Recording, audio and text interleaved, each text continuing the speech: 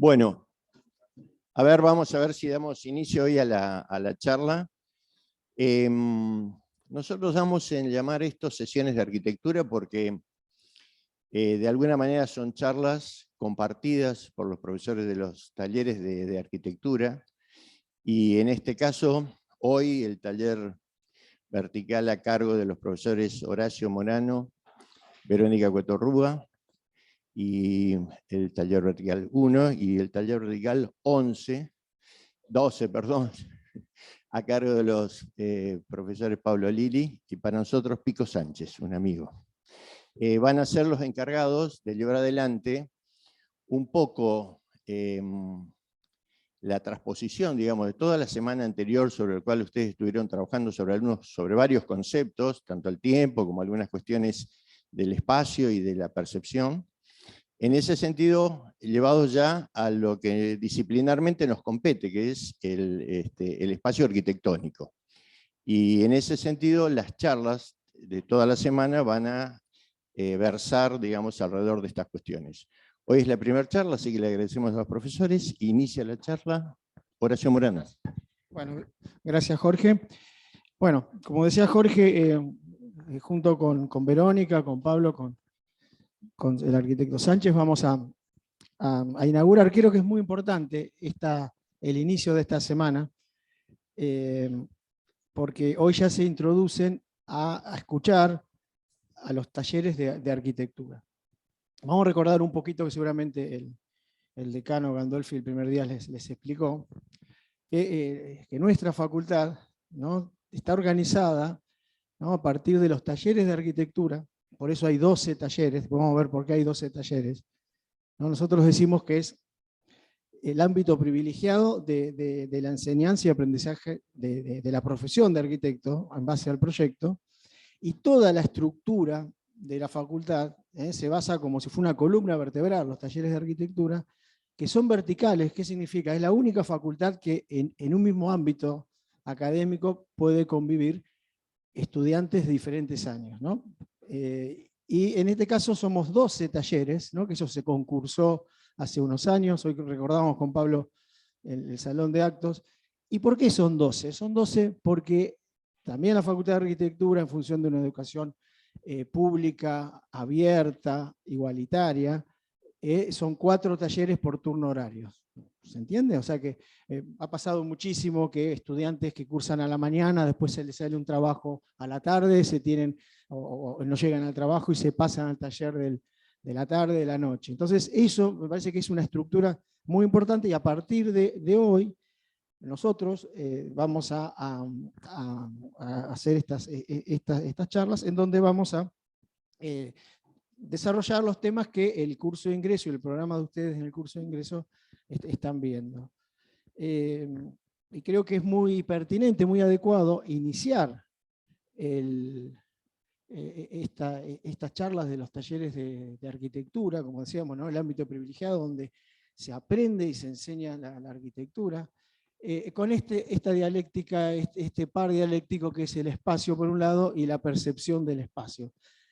¿Se acuerdan que el martes estuvimos con Verónica? ¿Se acuerdan que estuvimos con Pablo Reme, estuvimos con Gentile? Y yo les tiré una pregunta, ¿no?, que me haría pensando en que ustedes como ingresantes, ¿no? La primera pregunta es muy sencilla. ¿De qué se trata la arquitectura? ¿Qué es la arquitectura? Es lo que se preguntaría cualquier profesional que hoy, o cualquier estudiante, futuro profesional que está hoy en un curso de ingreso, ¿no? El que está en medicina se le preguntaría, ¿qué es la medicina? A ver, y una vez que uno puede dar una respuesta, que quizás hoy seguramente no vamos a responder. ¿Se acuerdan que yo hoy les voy a volver a leer la definición de arquitectura de profesores nuestros, como Vicente Krause, como Osvaldo Bedinós, como Marcos Vinograd, ¿no? Pero hoy quizás con este par, espacio y percepción, quizás podamos saber que hay unos elementos, unos ingredientes, una sustancia de que pertenece a la arquitectura, ¿no? Yo sé que la arquitectura, que decía hoy Jorge, es un espacio arquitectónico, y hay un usuario, una sociedad, un individuo, en el caso de Le Corbusier, ¿se acuerdan la casa? Los padres, un anciano, que usa, percibe, ¿no?, de manera física, de manera psicológica. Después creo que Pablo desarrolla más ese tema, ¿no? De la percepción, qué es percibir, las maneras que uno puede percibir el espacio. Lo percibo, es un espacio que hace frío, que hace calor, que es grande, que es chico. Es psicológico también, la percepción, los colores, lo que me interpreta, ¿no? Cuando yo percibo la catedral, por ejemplo, ¿no? Hay una percepción, pero también una percepción psicológica. Detrás de esa arquitectura hay otra cosa. Y hoy vamos a agregar otras dos preguntas que tienen que ver con esa pregunta de qué es la arquitectura. Si yo me pregunto qué es la arquitectura y puedo definir el campo, por lo menos, de que se maneja la arquitectura, puedo pasar a un segundo paso y preguntarnos cómo se enseña y se aprende de arquitectura, ¿no? Y en ese sentido retomo lo que decíamos hoy. Dejo la pregunta para los docentes hoy. ¿Por qué es esto de los talleres verticales y los equipos de profesores? ¿Y por qué pasa? ¿Cómo? Si en ninguna facultad de La Plata, si en ninguna otra disciplina, otra profesión, hay talleres verticales, ¿no? Entonces ahí se le dejo esa pregunta. Y tiene que ver también con la definición que uno hace de arquitectura. Y la tercera pregunta, que es inevitable, es ¿qué hace un arquitecto? Entonces yo siempre digo que son como me imagino a esos malabaristas que están en un semáforo que tienen, ¿no?, 3 pelotas de color y que, ¿no?, las tiene que tener las 3 en movimiento. Porque no puedo no preguntarme qué hace un arquitecto si antes yo no entiendo el concepto de arquitectura y al mismo tiempo ese concepto se tiene que retroalimentar, se tiene que generar con la enseñanza y el aprendizaje. Entonces esas 3 preguntas las dejo picando para desarrollarlas. Y hoy vamos a usar, que después Verónica les va a contar, 2 casas de 2 arquitectos, una arquitecta, Lina Bobardi, y un arquitecto, Oscar Niemeyer, para un poco desarrollar este par dialéctico, que es muy complejo, prácticamente si uno entiende esa relación espacio y percepción, es un poco casi la concepción de la arquitectura. Y además que ustedes hoy van a empezar a manipular el espacio por medio de estos cartones y unas varillitas que compraron, y van a empezar a entender ese complejo concepto. Y ven que en estos dibujos, tanto el de Oscar Niemeyer, tanto el de Lina Bobardi, ¿no?, aparece ese espacio que él se imagina y aparece, ¿no?, el individuo, ¿no?, la persona, el usuario, que está dentro y lo está percibiendo. Al mismo tiempo ese espacio lo está abriendo a un paisaje, percibe lo de adentro y percibe lo de afuera, que es un poco lo que van a hablar hoy, ¿no? Relación interior-exterior. Estoy adentro, pero estoy afuera, miro el paisaje, hay una membrana, hay un vidrio que pasa de un lado al otro. Hoy es un día, para nosotros es un día también muy importante, ¿no? El día, siempre nos preguntamos, la primer clase del año es iniciar el año para nosotros. Ahora a la tarde, dentro de un rato, tenemos que también seguir trabajando con las tesis. Y siempre nos gustaba esta frase de un arquitecto, de Luis Kahn, ¿no?, que dice: amo los inicios me llenan de maravilla. Yo creo que el inicio es lo que garantiza la prosecución. Entonces, en este sentido, traemos esta idea de ayudarlos a ustedes a este inicio, ¿no?, de este inicio que es ese paso que decimos de la vocación a la profesión, ¿no? Hay que ver que ustedes van a salir de acá ya como profesionales, con una responsabilidad y con un trabajo enorme. Pero además, cuando Kahn habla de amo los inicios, habla también al proceso de diseño. Habla que cuando uno está proyectando, cuando uno está transformando la realidad, transformando el proyecto, se está reiniciando continuamente, nunca se termina. Entonces uno podría decir que la vida es un reinicio continuo, ¿no? ¿Se acuerdan? O sea, cuando aparecen, ustedes deben haber estudiado en el secundario el Renacimiento o algunas, como que siempre hay ideas que uno retoma y las vuelve a reiniciar o las vuelve a ver de determinada manera. Ese dibujito es un ojito que hace Le Corbusier, ¿no? Y un poco con Verónica decimos también que a partir de esta nueva aventura, de este nuevo inicio que ustedes tienen, ¿no?, con todo este amor que le van a poner a esta profesión y a y a entender estas relaciones entre los espacios, es el individuo y la sociedad, van a empezar ahora, a partir de conceptualizar la arquitectura, de sistematizar el conocimiento, van a empezar a ver el mundo con ojos de arquitecto o de arquitecta, como decimos, ¿no? Ya no van a ser los mismos, van a cruzar la calle y van a ver cómo se mueve ¿no? el peatón, cómo se mueve el tránsito, el edificio que da sombra, que no da sombra, por dónde me desenvuelvo para entrar a un lugar, a un edificio. Van a empezar a ver el mundo inevitablemente con otros ojos. Y eso es un poco también la introducción de hoy y un poco la introducción a estas 12 conferencias que van a tener 12 clases de los talleres de arquitectura. Y el otro tema que me parece que antes de que Verónica les cuente en profundidad las dos casas, ¿no? Tiene que ver con que uno está siempre trabajando, ¿no? sobre una realidad, que es el proyecto, que es una realidad imaginada, ¿no? Y cómo esa realidad física, la realidad construida, influye, ¿no? retroalimenta, pone en crisis, ¿no? Como diría Marco Vinogradov, la realidad siempre es un ajuste de tornillos a la teoría, y toda un poco la idea de esta, ¿no? de esta retroalimentación entre la realidad imaginada o la teoría o el proyecto y la realidad física, lo concreto, se retroalimenta uno con el otro. ¿Se acuerdan que vimos el martes la pequeña casita que Le Corbusier le hace a sus padres?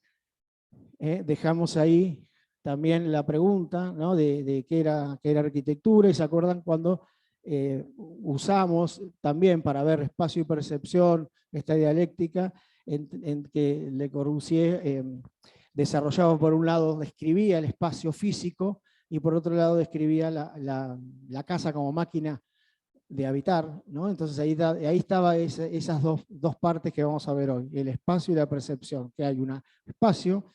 ¿Se acuerdan que era esa caja que tenía 4 metros de ancho por 16, con una ventana de 11 metros? Ese es el espacio arquitectónico, como decía hoy Jorge, pero ese espacio no sería arquitectura si no tuviera, ¿no? este grafiquito que el Corbu hace, que es su madre, su padre entrando, dejando la ropa, yendo al lavadero, sentándose a tocar el piano, mirando el lago, y ahí donde genera esta definición de arquitectura, ¿no? que se les voy a leer ahora las 3 definiciones de arquitectura que ustedes pueden tomarlo como base para seguir adelante. Y les voy a pasar ahora a Verónica. Decía hoy, Vicente Krause, un gran profesor, creo que ustedes, ¿no? cursaron con él y vienen un poco de esa línea. Hay un hermoso libro que se llama Presunciones, ¿no? Y Vicente dice esto, ¿no? Dice, entre otras cosas, puede pensarse a la arquitectura, ¿no? El titulito de esta reflexión es una idea de arquitectura. Dice, entre otras cosas, puede pensarse a la arquitectura como la expresión de una forma de habitar. Una forma de habitar, ¿no? Puede haber tantas, ¿no? Uno cuando está proyectando está formando una forma de habitar. Pero esta forma de habitar es ajena al orden natural y exclusiva del hombre como ser vivo, ¿no? Eso siempre es muy importante porque aparece esta distinción, y para evitar ciertas confusiones cuando se habla de arquitectura sustentable, de la naturaleza. La arquitectura no es la naturaleza, ¿no? La arquitectura es un objeto, es un artefacto hecho por el hombre que por ende se entra en crisis con la naturaleza. Desde otro punto de vista, inclusive ideológico y filosófico, desde el materialismo dialéctico, Osvaldo Boudinot coinciden también con Vicente en el sentido de que la arquitectura para Osvaldo es una práctica, que esto no es una teoría, por eso los talleres de arquitectura, es una práctica, también sostenible en el tiempo, ¿no? Donde se verifican, ¿no? relaciones de uso entre el espacio y la sociedad. De vuelta, está hablando del espacio y la sociedad. Y por tercer lugar, desde una dialéctica más idealista o más hegeliana, Marcos Vinograd, ¿no?, establece la arquitectura, ¿no?, como una interacción entre un ámbito, ¿no?, albergante y una actividad albergada. O sea, en ambos casos estamos hablando de la arquitectura como algo dinámico, modos de habitar, se verifican prácticas entre el espacio y la sociedad, relación dialéctica, interacción entre un ámbito construido y un individuo que lo usa, que lo percibe, ¿no? Bueno, yo les voy a dejar ahora con Verónica porque vamos ahora a ver, bueno, ¿y cómo es esto del espacio y la percepción? Y vamos a desarrollar dos ejemplos muy, muy lindos de casas de dos arquitectos. Bueno, bienvenidos por segunda vez. Los felicito por la carrera que han elegido. La verdad es una maravilla. A ver si...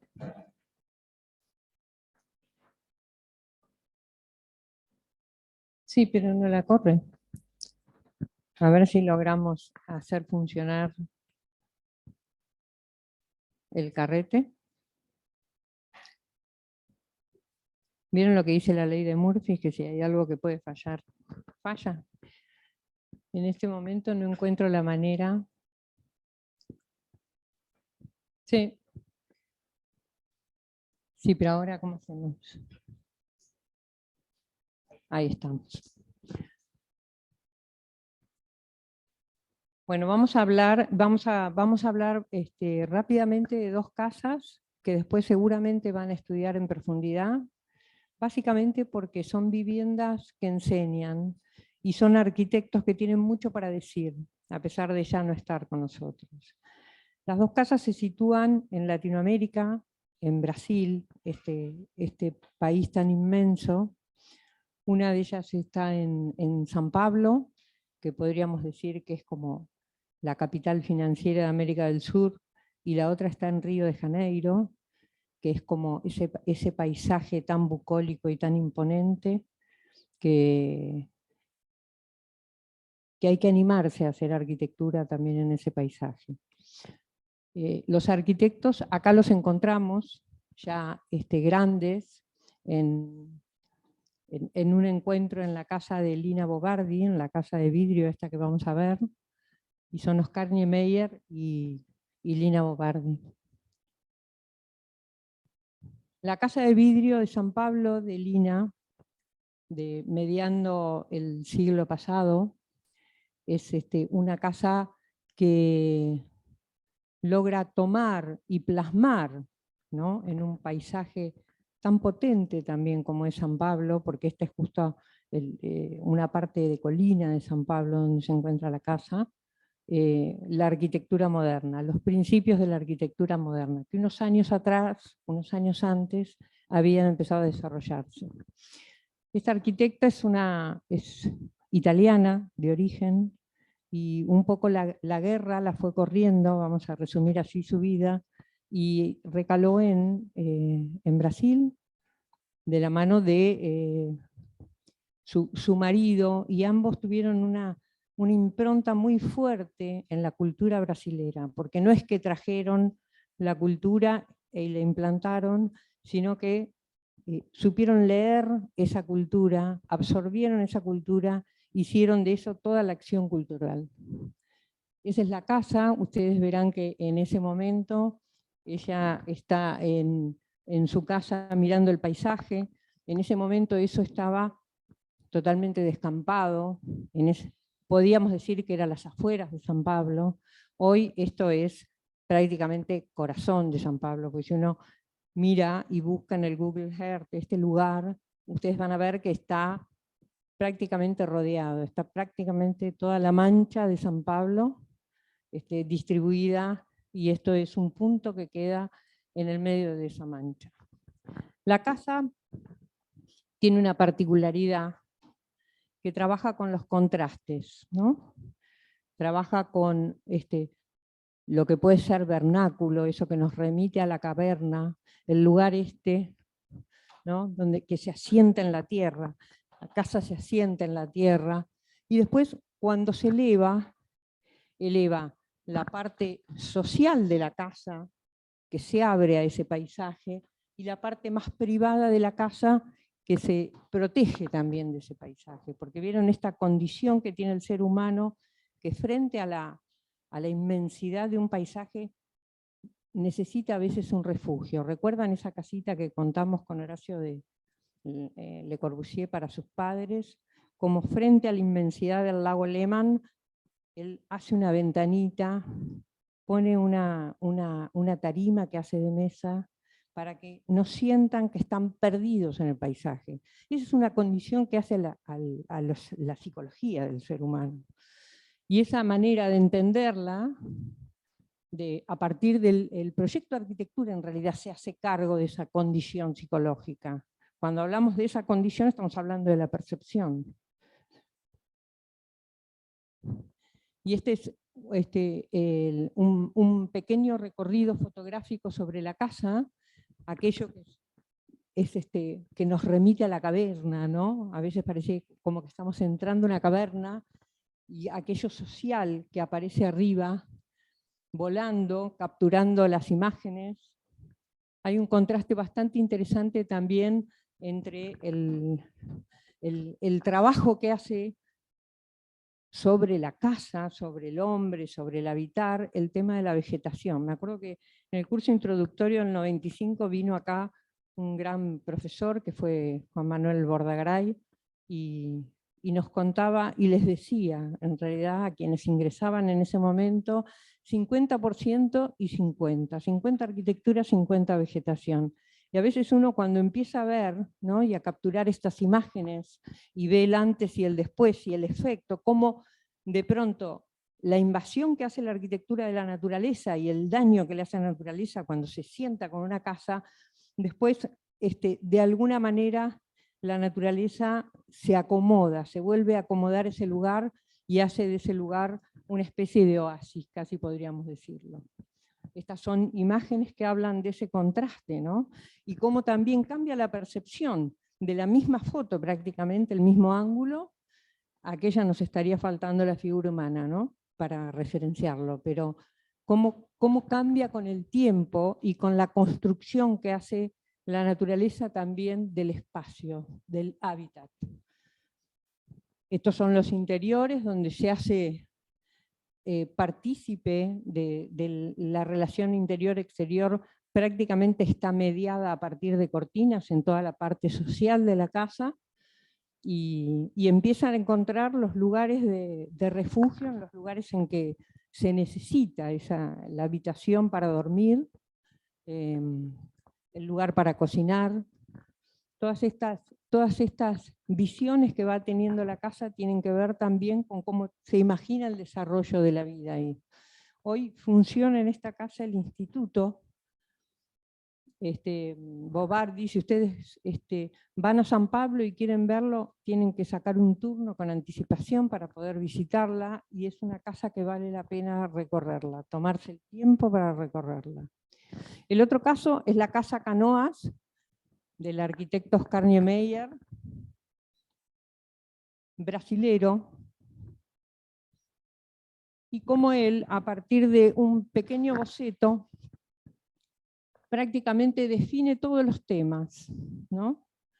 El lugar de la intimidad, el afuera, el lugar donde yo voy a decidir estar cobijado, ¿no?, el lugar donde me puedo exponer en un paisaje absolutamente imponente como es este paisaje en Río de Janeiro, en las afueras de Río. Él decide tomar los elementos de la tierra y usa esto, que es una piedra, una roca de la tierra, y lo usa como el elemento nexo entre el agua, la tierra y la arquitectura, ¿no? Digamos, lo natural con lo artificial ligado en ese punto. Otra vez, hoy veíamos el dibujo, ese que rescataba la intimidad, y es un poco este boceto en el dibujo de planta. ¿Vieron cuando dibujamos de arriba mirando para abajo? que es un poco este lugar, ¿no? Y la casa se hace muy libre, porque en verdad se define con esa línea gruesa negra lo que es interior, y después aparecen como con estos puntos lo que es el semicubierto, el lugar ese que tiene un techo construido, que no es de un árbol, digamos, que construye un techo, que hace el semicubierto y que mediatiza la relación entre adentro y afuera. El semicubierto nuestro del aula 9 es esa galería, ¿no? Es un espacio semicubierto que pertenece al aula y pertenece al patio. Y acá vamos a hacer un recorrido a partir de las fotos, una imponente naturaleza. Esto ya tenía una condición natural de bosque. Cuando uno sube, va escalando para el lugar, ¿vieron en Río de Janeiro donde se tiran de alas delta? Que se llama Gavea o algo así. En ese camino sinuoso, en un recodo, aparece el lugar donde se ingresa a la casa de descanso de Oscar Niemeyer. Ahí estábamos hablando de cómo van mediatizando todos los espacios, el lugar de la piedra, ¿no? Cómo la arquitectura de alguna manera el arquitecto busca que su obra dialogue con la naturaleza, ¿no? Y encuentra un recurso o varios recursos, en verdad, porque cada una de las imágenes y de los puntos de vista que va generando van provocando un diálogo con la naturaleza. Aquí se rescata, ¿no?, todo ese espacio de la naturaleza y de la cultura, ¿no? Porque todas las obras también de Oscar Niemeyer y también pasan las obras de Lina Bobardi, está muy presente el elemento artístico, ¿no? Ya sea en forma de pintura, en forma de escultura, en forma de alguna instalación. En todas ellas van trabajando con esta relación, ¿no? Y fíjense cómo a partir de estar en este lugar absolutamente protegidos del exterior, ¿no?, en un lugar de intimidad para charlar y demás, aparece esa pequeña ventana para capturar esa escultura que está ahí en la terraza de la afuera. Este es el lugar de abajo de la casa, donde se localizan los dormitorios, y se localiza este pequeño escritorio, muy pequeño es, donde él se sienta a pensar, y también, ¿no?, a partir de una controlada relación con el exterior, logra esa intimidad. El arte también presente. También les diría que si van a Río de Janeiro no pierdan la oportunidad de conocer esta casa. Y uno va subiendo, ¿no? Va subiendo ese monte y todo, va por las curvas, así, asá, deja de ver el mar, y cuando llega, no a la casa, sino a la terraza que se arma detrás de la casa, vuelve a capturar el mar. Allá atrás de esos árboles, de esa vegetación, vuelve a tener la vista del mar. Bueno, acá estamos terminando. Les queremos dejar como mensaje esta frase de Peter Zumthor que nos acerca a la arquitectura, que dice que las raíces de nuestra comprensión de la palabra arquitectura residen en nuestras experiencias. O sea, acá mirémonos a nosotros mismos, de alguna manera les está diciendo esta frase. ¿Cuáles son nuestras experiencias? Nuestra habitación, nuestra casa, nuestra calle, nuestra ciudad y nuestro paisaje son cosas que hemos experimentado antes. O sea, esa imagen del principio del mundo, ¿no?, y empezar a entender que en realidad yo voy a pasar a ver el mundo con ojos de arquitectos. Todo después, lo que viene en la formación, tiene que ver con eso, ¿no?, traducido en términos de sensaciones, de tamaños, de medidas, de escala. Todo el mundo haciendo eso, de alguna manera, a partir de nuestra disciplina. Bueno, y nuestra representación con esta imagen que creamos en aquel momento con el arquitecto Alberto Esbarra y Horacio Morano, para de alguna manera graficar nuestra idea del taller vertical de arquitectura, salió sobre una base, que es la planta de la Universidad Libre de Berlín. Esta idea, ¿no?, de un círculo, que a su vez cada uno de esos círculos va teniendo su pequeña particularidad, va siendo un primer año, un sexto, una teoría que aporta, y cada una de estas personas que por momentos están acá, por momentos están en ese intermedio, en ese intersticio, por momentos empiezan a estar, ¿no?, entre adentro y en afuera, y van de afuera adentro. De alguna manera era nuestra manera de encontrar en un gráfico nuestra idea de taller. Bueno, les agradezco el momento y el silencio. Pablo. Me voy a acomodar un poquito acá por el tema de la cámara. Bueno, nosotros fuimos presentados por Jorge, así que vamos a saltear esta parte. Solo decir que somos parte del taller vertical número 12 de arquitectura, conjuntamente con Pico Sánchez, que está allí al costado. Primero, bueno, quería saludarlos y darles la bienvenida a la facultad, que por suerte la hacemos de manera presencial, ¿no? Luego de 2 años de virtualidad, que eso para nosotros es fantástico, porque pensamos que para hacer arquitectura lo mejor es estar acá adentro, ¿no?, en los talleres donde podemos vernos todas las caras, podemos ver lo que hacemos y podemos compartir nuestras experiencias. Quería reforzar un concepto que planteó Horacio, y es el de la idea de la materia, ¿no? Hoy empezamos estas sesiones de arquitectura, que las damos los profesores de los talleres, 12 talleres, como se dijo, distribuidos en los distintos horarios, para que ustedes puedan ir viendo distintas propuestas pedagógicas, distintas maneras de entender un mismo problema que es la arquitectura. Y eso se hace en los talleres de arquitectura, que son la columna vertebral de esta facultad. Es decir, todo lo que ustedes aprendan se vuelca en el proyecto y en la materia de arquitectura. La materia más importante que ustedes tienen en la carrera dura 6 años, son 6 materias correlativas, y terminan con una tesis que se llama proyecto final de carrera. Yo, digamos, primero lo que quería plantear es que ustedes ya empezaron a conocer lo que es la arquitectura a partir ya de la semana pasada, una serie de pequeñas ejercitaciones que hicieron, y que también fueron abonadas por una serie de charlas de carácter teórico, y en las cuales empezaron a conocer algunos términos, ¿no? El término proyecto, la idea del tiempo vinculada a la arquitectura, y también la idea de la medida y la escala, ¿no? Yo seguramente en esta clase algunas reflexiones sobre esos términos voy a dar, pero quizá van a tener otra acepción u otra manera de explicarse, porque son conceptos que son muy amplios y que tienen distintas acepciones. De todas maneras, ustedes, digamos, la arquitectura se aprende, como se aprende toda disciplina. Ustedes ya empezaron, y seguramente también cada uno de ustedes, si yo les pregunto, tienen una idea, aunque sea intuitiva, de lo que es la arquitectura, y seguramente piensan en hacer edificios. Y yo decía que ustedes tienen una idea intuitiva, ¿no? Hacer, proyectar, construir edificios, dibujar.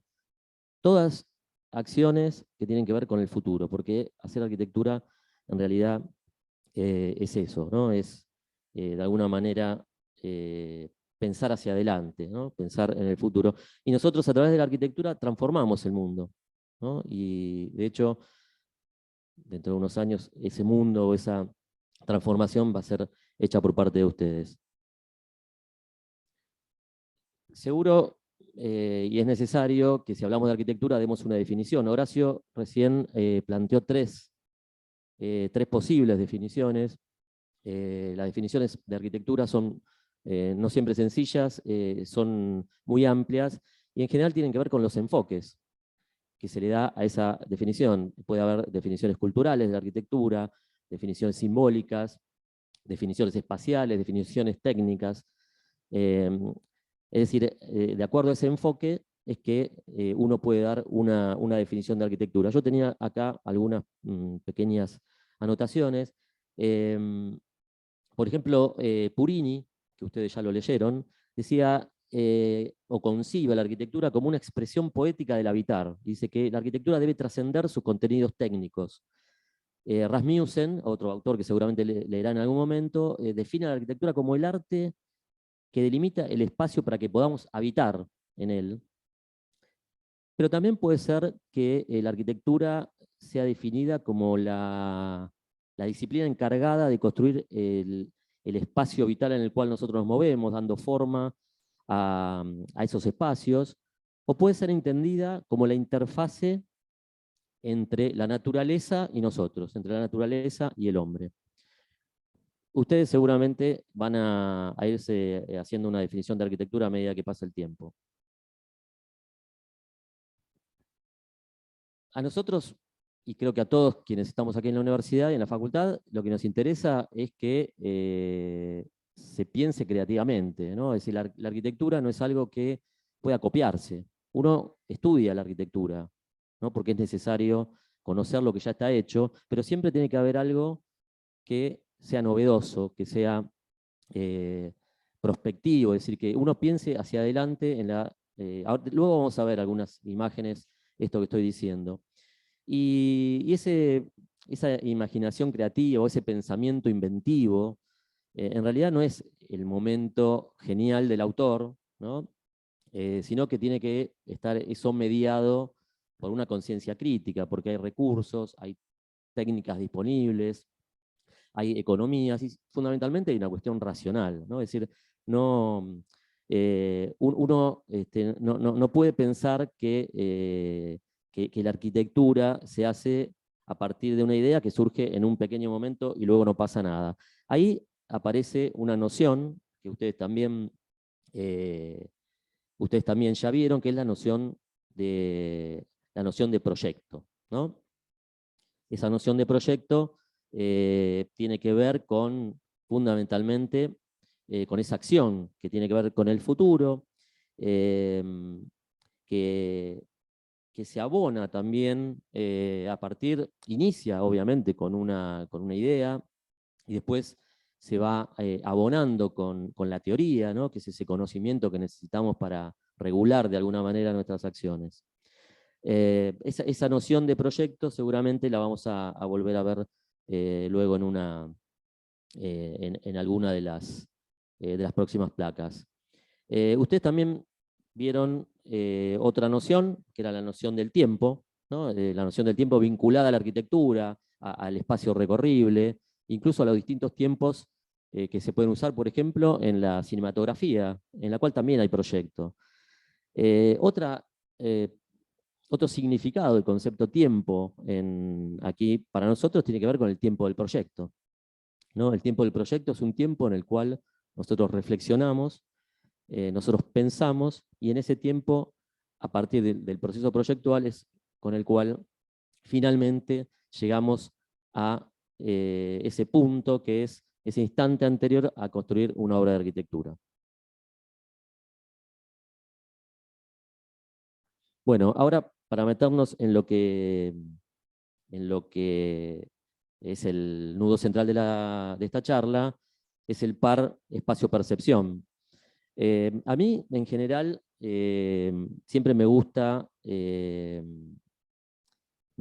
hablar de las definiciones, ¿no? Y en realidad estas dos nociones son centrales, porque nosotros nos movemos en el espacio y lo entendemos a partir de la percepción. Esto es central. Espacio y percepción para la arquitectura son dos nociones centrales. Las definiciones, como siempre, son muy variadas y también tienen que ver con el enfoque que se le dé a estos dos términos. Lo que sí también me parece importante, y por eso me gusta entrar por el lado de las definiciones, es que entre todos tenemos que ir construyendo un léxico, ¿no? Un vocabulario, un diccionario, un glosario de términos. ¿Por qué? Porque cada disciplina, cada rama de conocimiento tiene vocablos que le son específicos y que hacen que de alguna manera podamos hablar con precisión y podamos entendernos. Yo voy a dar estas dos definiciones, que por supuesto son definiciones que son rebatibles, son discutibles, no es ninguna verdad, como todas las cosas que siempre decimos aquí. Cuando hablamos del espacio, decíamos que el espacio es la razón de ser de la arquitectura. Sin espacio no hay arquitectura, sin espacio urbano no hay ciudad, sin espacio de relación no hay conjuntos edilicios, ¿no?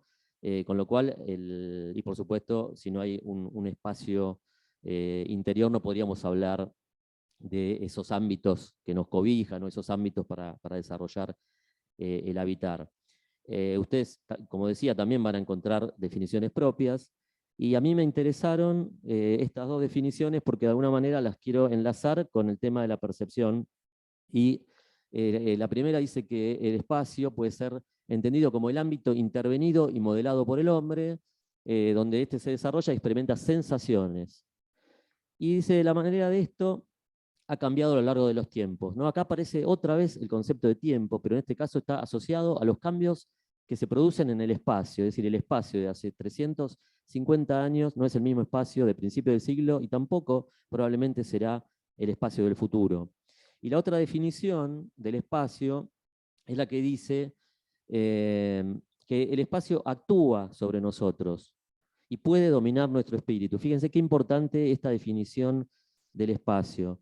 Bueno, es un poco larga la definición, pero dice que una gran parte del placer que recibimos de la arquitectura surge en la realidad del espacio, en ese espacio en el cual nosotros nos movemos. Desde el punto de vista utilitario, acá está hablando de una definición espacial funcional. Desde el punto de vista utilitario, el espacio es nuestro fin. El delimitar el espacio es el fin de construir. Yo diría el fin de la arquitectura, que es muy distinto de construir. Y después habla de las cuestiones estéticas, de que el arquitecto modela el espacio como si fuese un escultor que modela la arcilla, y al final dice que el espacio puede suscitar un determinado estado de ánimo en quienes entran en él. Y este es el espacio moderno, este es el espacio que surgió a principios del siglo XX. No es importante que ustedes conozcan lo que significa moderno, porque es muy complejo el término, y ustedes van a tener todo el tiempo en otras materias para entender y para hacerse una idea acabada de lo que significa el concepto de moderno.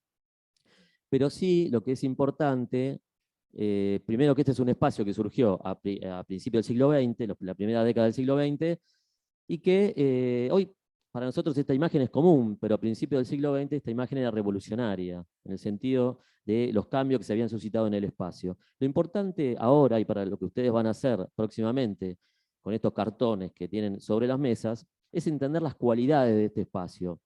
Este espacio tiene algunas propiedades o cualidades, como por ejemplo que es un espacio recorrible, que es un espacio que se relaciona muy directamente con el exterior, en la cual se percibe la continuidad o la fluidez del espacio, es decir, que uno ya no se piensa en términos de habitaciones aisladas, sino que es un espacio que, por la disposición de algunos elementos, se conforma y se delimitan las áreas y los usos.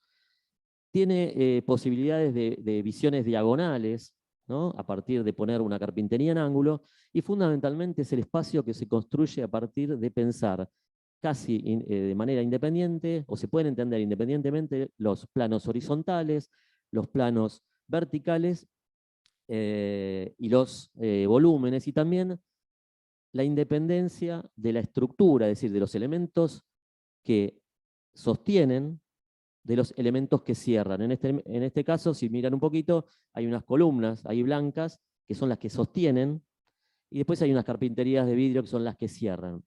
Es decir, este es el espacio que se desarrolló a principios del siglo, es el espacio que ustedes van a practicar, van a experimentar a partir del día de hoy, apoyados por la teoría. La teoría es ese conocimiento necesario que controla lo que nosotros hacemos. La teoría podríamos decir que es como lo que nosotros tenemos que estudiar para abonar las decisiones que tomamos cuando proyectamos.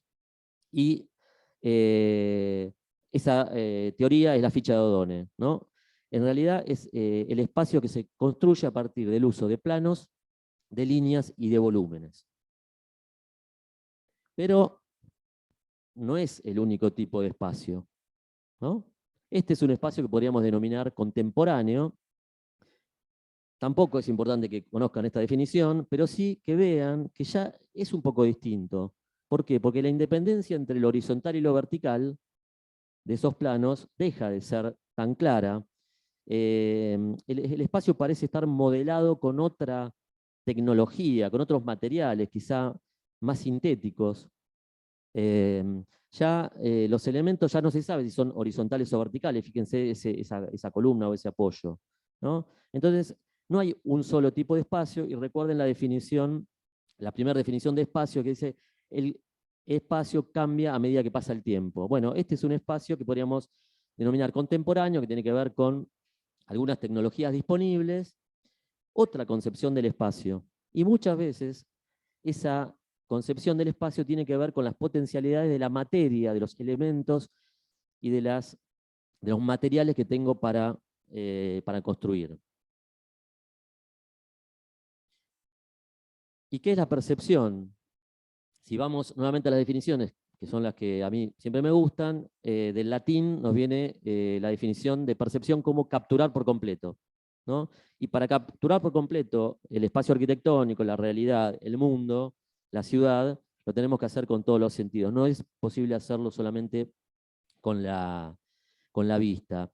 La percepción tiene que ver con eso, con descubrir el mundo, es algo que se hace desde que nacemos, porque vieron que el nenito está siempre tocando cosas y lo hace primero con las manos porque el nene primero toca y después ve. Y a través de los sentidos, ¿no? De lo que nosotros percibimos, es la manera en la cual nosotros entendemos ese mundo. Y si ya definimos entonces qué es la percepción, bueno, no sé si la foto esta es la mejor, pero es la que me pareció interesante. Con esta definición de percepción podríamos redefinir la arquitectura como la disciplina encargada de construir los espacios que habitamos, expresando significados y estimulando la percepción, dando respuesta siempre a un lugar determinado. Es decir, también esto sería como una definición de la arquitectura que tiene que ver con el espacio y la percepción. Y yo, acá como colado, que no está en la clase, pero esto es central, es la idea de proyecto. El proyecto, lo que hacemos, es lo que posibilita la arquitectura. Sin proyecto no hay arquitectura, ¿no? Y algunas definiciones, para ese glosario, es que el proyecto es una interfase entre las ideas y su materialización, es decir, es ese camino, ¿no? Es la herramienta propicia para reflexionar acerca de nuestra disciplina. Purini, nuevamente, dice, el proyecto es la organización coordinada de operaciones para llegar a un resultado, ¿no? Para llegar a un fin. Y también puede ser la definición de proyecto en términos comunicacionales, porque de hecho con el proyecto nosotros entendemos. En alguna de las charlas de la semana pasada, alguien decía, yo le muestro a una persona que habla chino o que proyecta en China un proyecto de arquitectura, el tipo lo entiende, ¿no? Entonces el proyecto es el principal medio que tenemos nosotros para comunicarnos por arquitectura y también para estudiar arquitectura. Este es el otro concepto que quería marcar. La arquitectura se estudia, ¿no? Hay que estudiar proyectos, hay que estudiar obras, hay que estudiar la ciudad. La acción de proyectar sería, esta es una definición un poco personal, espacializar, dar forma y materialidad a una idea, es pensar con el lenguaje y la gramática de la arquitectura. El lenguaje son los elementos. Vimos que ese espacio moderno que ustedes van a practicar hoy se hace con elementos, planos, líneas y volúmenes, y la gramática es la manera de ordenarlos en el espacio. Se aprende la arquitectura estudiando y proyectando. Y esta imagen de la gota es porque proyectar es una acción en la cual uno incorpora muchísimos conceptos, ¿no? Que tienen que ver con la invención, que tienen que ver con la intuición, con aspectos sensitivos, con argumentaciones, con conceptos que quiere incorporar en un proyecto y en una obra, y se toman decisiones a muchos niveles. Tomamos decisiones con respecto al espacio, a la geometría, a la forma, a la tecnología, a la materialidad, a la economía también, ¿no? Y el proyecto arranca un poco como muestra esta imagen, arranca como si fuese una gota que cae en un estanque de agua. Eso produce unas ondas expansivas en las cuales uno empieza a ver las posibles direcciones que tiene que tomar o puede tomar un proyecto. Cuando uno está proyectando, es un momento de absoluta libertad. Pero también hay restricciones, porque esto es como también, de alguna manera, como una partida de ajedrez, hacer un proyecto.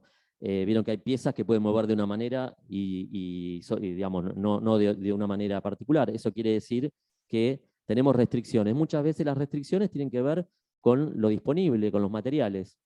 No se puede hacer cualquier cosa, porque eso depende también de las posibilidades materiales. Esto es algo que seguramente vamos a ver mucho más adelante.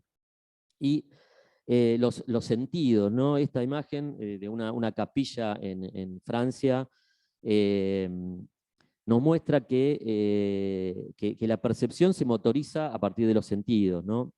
Y todas las experiencias, de alguna manera, que emocionan de la arquitectura, tienen que ver con cuando uno entra a un espacio y queda conmovido, no solamente por las cuestiones aprehensibles a partir de la vista, sino también por, como en este caso, cómo entra la iluminación, ¿no? De qué manera está trabajada la textura de las paredes, que yo las puedo tocar y me lastiman porque son muy, muy gruesas.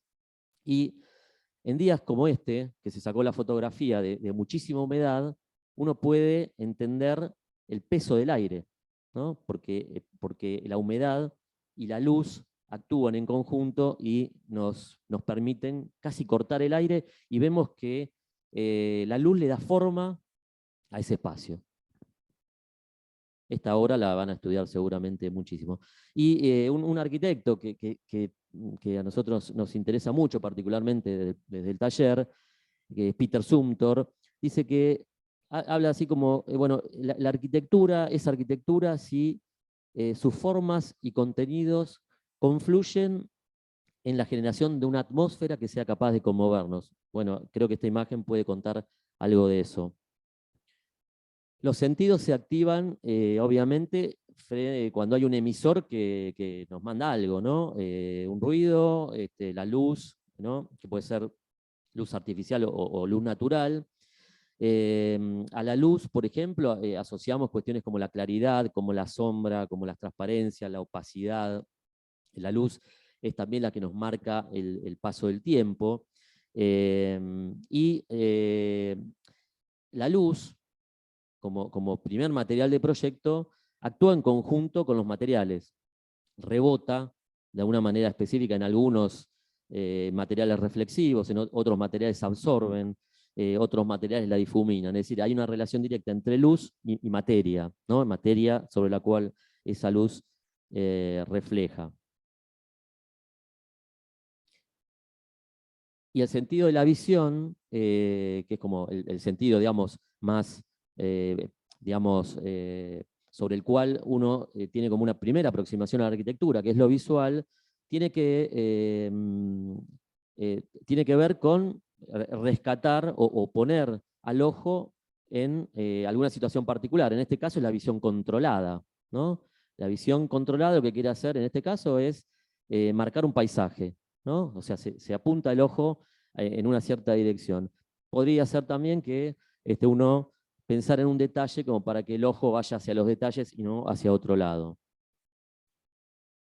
El tacto, como otra de nuestras maneras de percibir ese mundo, es como el inconsciente de la vista. Es decir, cuando uno ve algo, muchas veces queremos ir a tocar porque tenemos que terminar, o queremos terminar de darnos la idea de lo que es. Si es rugoso, si es liso, si es blando, si es esponjoso, etc. Es decir, toda la arquitectura en realidad la podemos, se sustantiva cuando hacemos un uso inteligente de esos materiales. No es lo mismo trabajar con un material liso, pulido y brillante, que trabajar con un material rugoso y opaco. ciertos materiales como la madera tienen particularidades, como por ejemplo que tienen perfumes y aromas que se activan fundamentalmente cuando hay grandes cambios de temperatura, ¿no? Tienen resinas que largan distintos perfumes, distintos aromas que también pueden condicionar el espacio arquitectónico. En general, no somos muy conscientes del tema de lo auditivo en la arquitectura, porque estamos acostumbrados muchas veces en un espacio interior a escuchar un bullicio, o en la ciudad el ruido, ¿no?, de los automóviles, de la propia ciudad, pero no incorporarlo como un material invisible, si se quiere, pero disponible para hacer arquitectura, ¿no? Esta experiencia espacial está condicionada por el ruido que producen esa suerte de peinetas que están allí, se llaman de hecho los peines del viento, y por estas suertes de chorros que tienen que ver con que cuando la marea se mete por unos tubos, sale para arriba y genera un ruido que condiciona absolutamente la condición de ese espacio, que sería totalmente distinto si no tuviese estos dos recursos.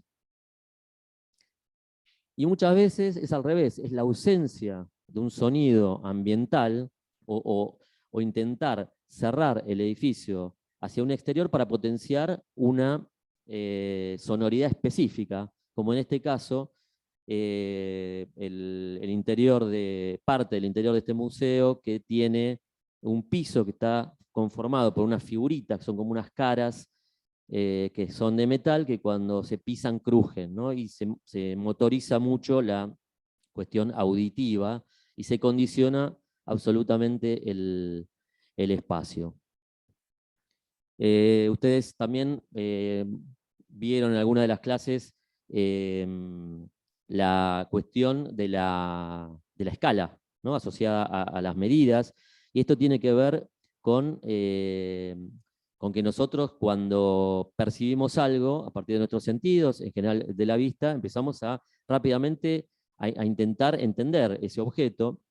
En la arquitectura, la idea de escala está relacionada a la dimensión de un espacio, de un objeto, con un patrón. En general, ese patrón es el hombre, ¿no? Y la figura humana, ustedes ya lo vieron, hicieron una práctica el día viernes, ¿no? Y vieron que hay toda una serie de medidas que tienen que ver con el cuerpo humano y con los equipamientos que nosotros habitualmente usamos. Y entonces, para saber cómo es ese objeto, tenemos que relacionarnos con algo conocido, ¿no? Con la figura del hombre. Acá podemos saber que esta escultura era una escultura que estaba agrandada, digamos. ¿Y por qué? Porque aparece la persona humana, que es nuestro patrón de medidas.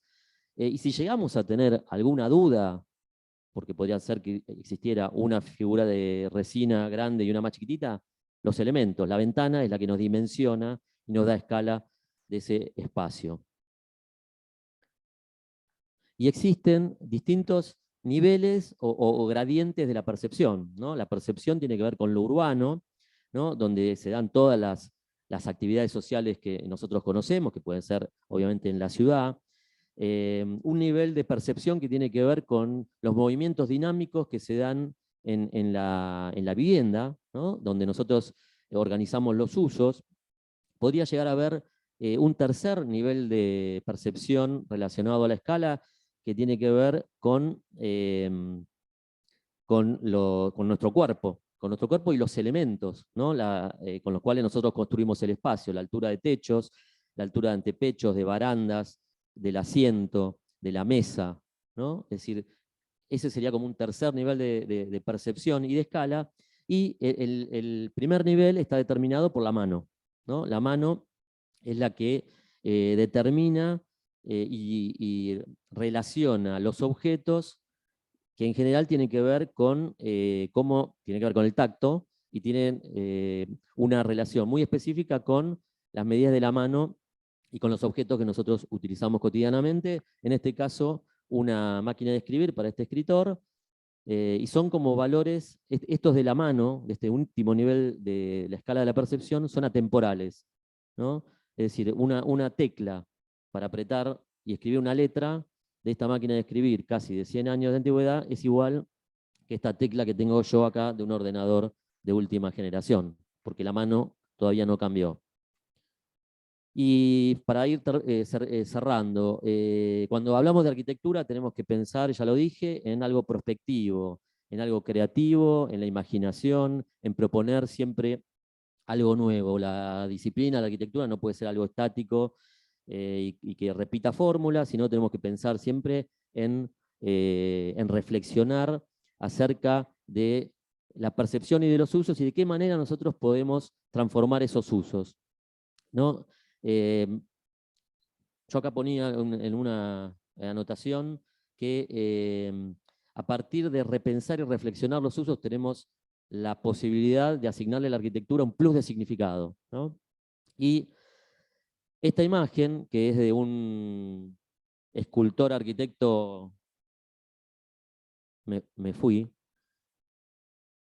ahí volví, un escultor y arquitecto argentino, que ya no vive en la Argentina, se llama Tomás Saraceno, llamado a repensar el concepto plaza. Saraceno imagina que las plazas contemporáneas deberían ser así, como unos barriletes que son dinámicos, que van moviéndose por arriba de la ciudad, donde pueden existir relaciones de personas que están en distintos niveles, y la forma y la tecnología de estos elementos pueden de alguna manera autosustentarse porque se moverían con la fuerza del viento, ¿no? Con la energía del viento. Y para ir cerrando, repensar los usos. Esto es un local comercial y acá hay una escalera. Entonces, ¿qué es una escalera? ¿Es solo un elemento para subir? ¿O puede ser, como en ese caso, una escalera que cuando el local termina sus actividades se cierra, se levanta, bascula y se transforma en una puerta, ¿no? O en este caso, que es una vivienda para una persona que no se puede movilizar porque está en silla de ruedas. ¿Y qué es un ascensor? O un elemento para moverse verticalmente en una vivienda. En este caso, el ascensor prácticamente es una plataforma que le permite a este personaje ir a los 3 niveles de la vivienda. Entonces, lo que se hizo fue se repensó el uso. Ahí es donde tiene que operar la arquitectura. Eso es la arquitectura. Y la percepción del espacio urbano, a diferencia del espacio interiorizado, es mucho más compleja, porque nosotros nos movemos y tenemos distintas velocidades, ya sea que nos movamos a pie, en un vehículo, o en un tren, o en un avión, y en esa percepción a nosotros se nos presentan prácticamente en un mismo instante una cantidad de múltiples perspectivas angulares que hacen que tengamos que comprender ese espacio. Y ese espacio urbano también puede ser condicionado y puede ser revisado, como por ejemplo en esta obra, donde hay un cierre del espacio y estaríamos en el concepto ventana, ¿no? ¿Qué es una ventana? Una ventana puede ser esto, ¿no? Puede ser un elemento que cierra, un elemento que permite el ingreso de la luz y del aire para ventilar, pero también se puede transformar en un escaparate para exponer obras de arte. De hecho, esto es una galería de arte, y fundamentalmente lo que pasa es que se cambia absolutamente la idea y la percepción que tenemos de ese espacio urbano, o que es un puente. Un puente tiene que ser solamente la mera cuestión funcional de ir de un punto a otro para salvar un río, o puede ser esto. Puede estar, se le puede asignar un plus de significado, como por ejemplo para que este nenito pueda cruzar el puente, no se moje, pero al mismo tiempo pueda medir o tener idea de lo que es la temperatura del agua. ¿Y qué es el habitar, para cerrar? El habitar, aquella primera definición que vimos acá en la clase. ¿Cómo tiene que ser el espacio para vivir? ¿Cómo utilizo las visuales? ¿Cómo utilizo la tecnología? Ustedes son los que van a tener que decirnos eso. Y para cerrar, nosotros lo que creemos es que lo importante son las ideas creativas que sean capaces de transformar y modificar la realidad, ideas capaces de resolver un problema, sí, pero siempre asignando un plus de significado a esa acción. ideas que transformen nuestra percepción del mundo, ideas que conjuguen creatividad, estimulando nuestros sentidos y sobre todo nuestras emociones.